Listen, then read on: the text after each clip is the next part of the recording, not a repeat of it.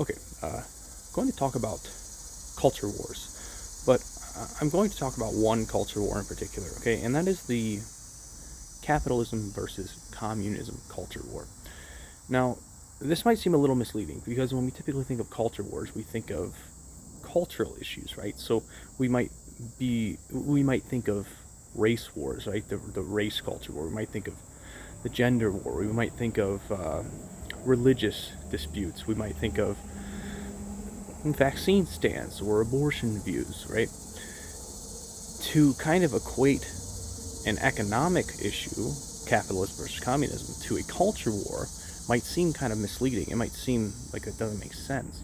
We generally consider capitalism versus communism to be more of an economic war, but I'm going to argue differently, okay? And here's why. But first, I'm going to kind of define capitalism, communism in the ways that I'm going to use them in this video.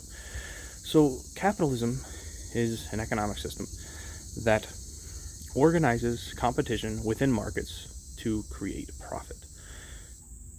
That's the definition. Now, if you disagree with that definition, then you may disagree with the rest of this video, okay? But communism, I'm going to define as an economic system that creates a government to distribute the means of production, okay? So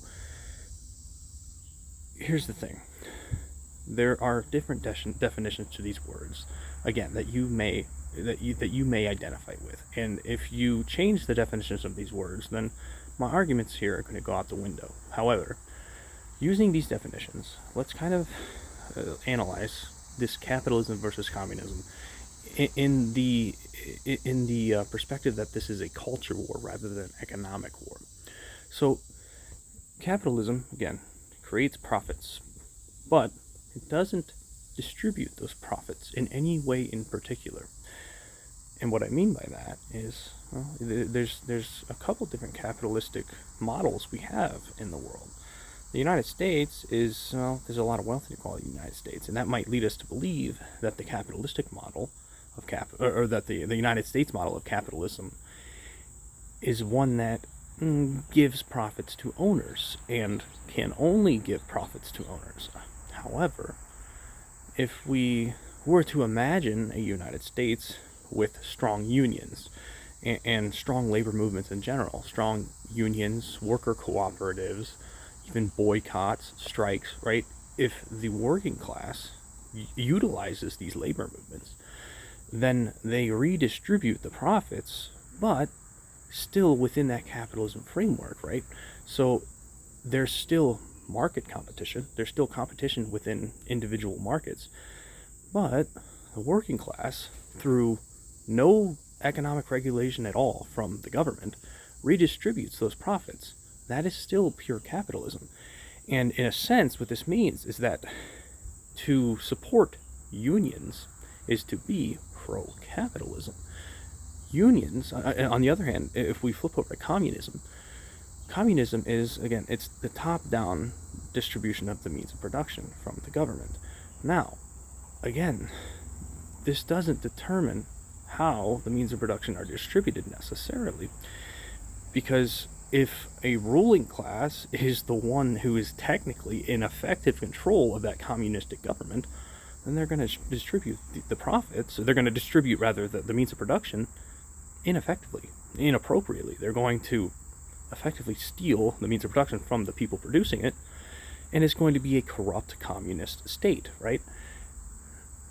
On the other hand, if the people who elect that communist government are united and they are working together, that working class is united and the class consciousness is high, then they're going to elect good representatives who in turn write good economic policy that distributes those means of production appropriately. In other words, the reason I say that capitalism and communism is a culture war is because both the capitalistic model and the communistic model offer pathways by which the working class can distribute the means of production appropriately. And it really doesn't matter which one you choose. It's not about capitalism versus communism. In the United States today, there's a term that some people have coined, that the progressives have coined. They say that we currently have a socialism for the rich economic structure. What that means is that, well, the corporations have captured the government, and they are basically kind of manipulating the economic policy to redistribute the means of production, or the profits, or even tax dollars, back to themselves and away from the working class, right? This is what the military-industrial complex does, or the pharmaceutical complex, right? The point here, again, is that the commonality that determines whether capitalism or communism distributes the means of production appropriately it's determined, rather, by working class organization.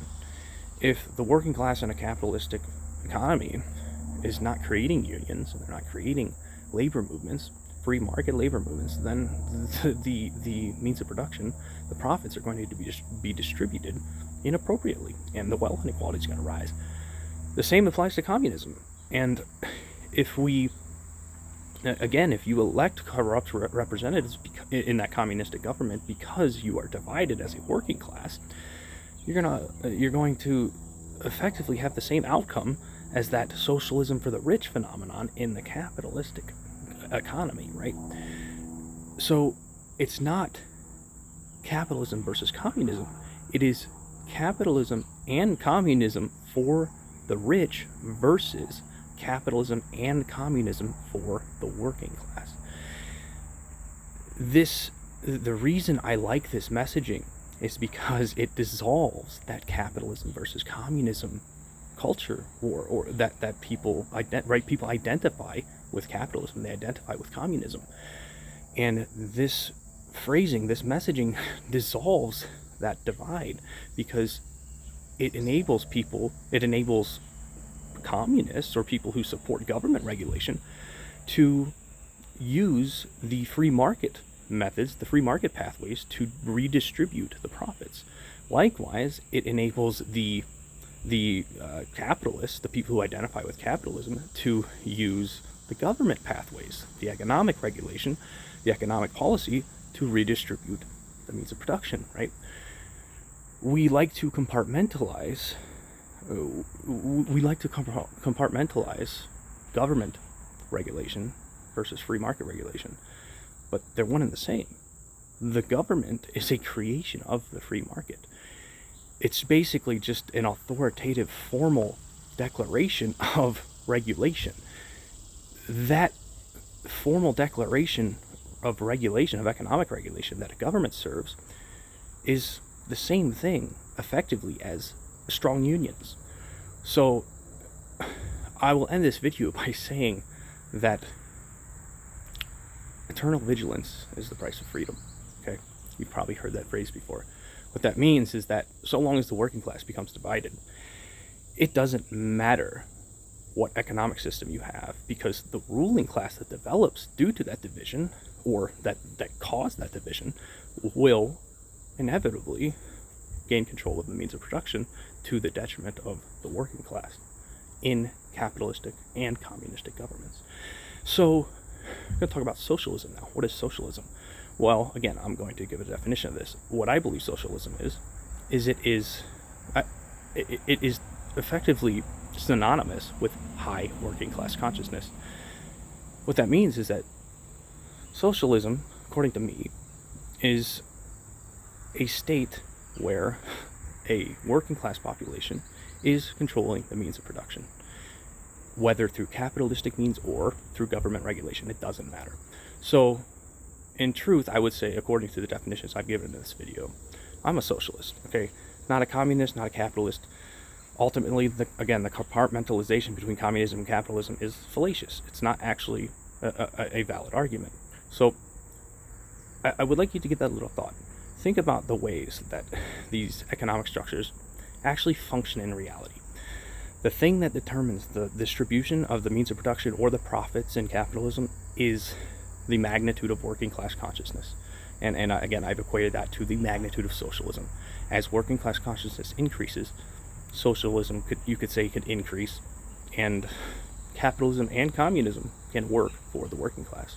It doesn't matter. Again, I like this messaging because it dissolves the right's attachment to capitalism, and it dissolves the left's attachment to government regulation, right?